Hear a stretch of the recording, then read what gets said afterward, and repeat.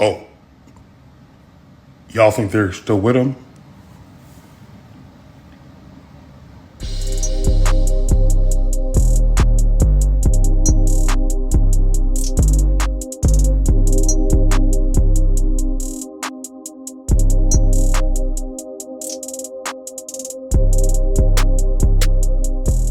Yo, what is good, YouTube? Krishan checking back in with another video. Let's go ahead and wrap up this Matt Jansen situation with some news coming from Buys and Tries over on Instagram.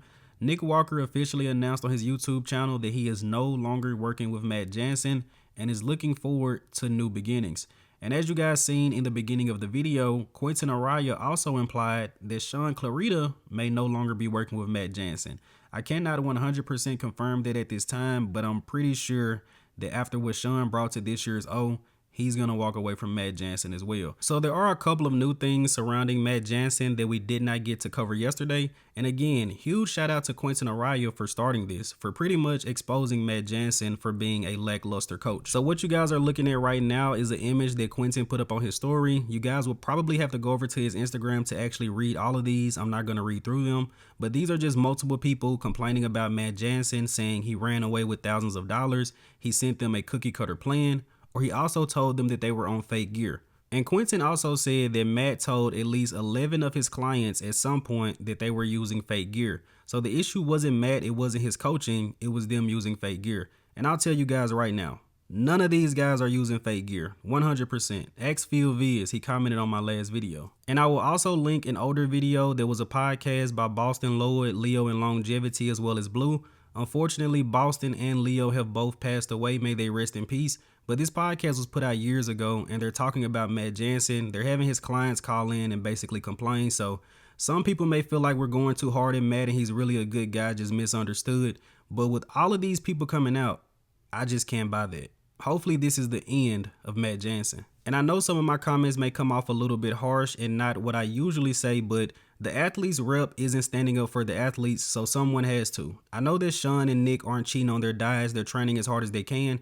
They just end up getting screwed over by their coach. So my apologies if the videos surrounding Matt Jansen have been a little bit hostile, but I'm just pissed because I know these guys put so much into Matt, and it seems like he isn't doing his part. Now let's switch over to some actual bodybuilding news. Ramon Dino did win the Mr. Olympia Brazil, of course, in the classic physique division. So on the far left, we have Niall Darwin, who also goes by Nas. He placed 11th at the Mr. Olympia. And currently in the middle is Living Hope Pro on Instagram.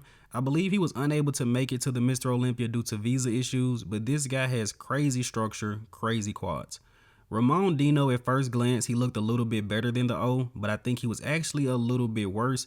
And Ramon has to work on his tanning. His tanning was not good here, and he also started to tan too late at the Mr. Olympia. But as you guys can see, I don't think this was an easy win for Ramon Dino. Both of these guys next to him are extremely, extremely good. But Ramon had a lot more confidence posing on stage here, being surrounded by a lot more Brazilians, and he looked a lot better. But Ramon was still sweating on stage, which is something new for him. A lot of the Brazilian fans have actually been DMing me, and they're worried about him working with Chris Aceto. Some of the Brazilians are getting upset, and they think Aceto isn't doing his job. But huge congratulations goes out to Ramon. He's qualified for next year, and Nas and Living Ho look great. Now, Rafa Brandao, currently the 8th best bodybuilder in the world, also did a guest posing at this show, looking pretty good. Rafa did the Arnold Brazil earlier this year. He also did the Mr. Olympia, so I'm pretty sure he's going to go into a health phase and probably take at least 1 or 2 months off. And I forgot to mention that Rafa also did the Arnold Ohio this year. So he did 2 Arnold Classics as well as a Mr. Olympia. I definitely think he's going to take a little bit of time off. I think it's possible that Rafa does the Arnold Ohio next year, but I think he's going to do a later show just to give himself more time to recover. Now, in the last story of the day, big news. Martin Fitzwater announced that he will be doing this year's Prague Pro, and Rubiel Mascara should also be in that lineup. Now, my good friend Mark's Max Muscle actually said that Rubiel is going to beat Martin in a dance contest.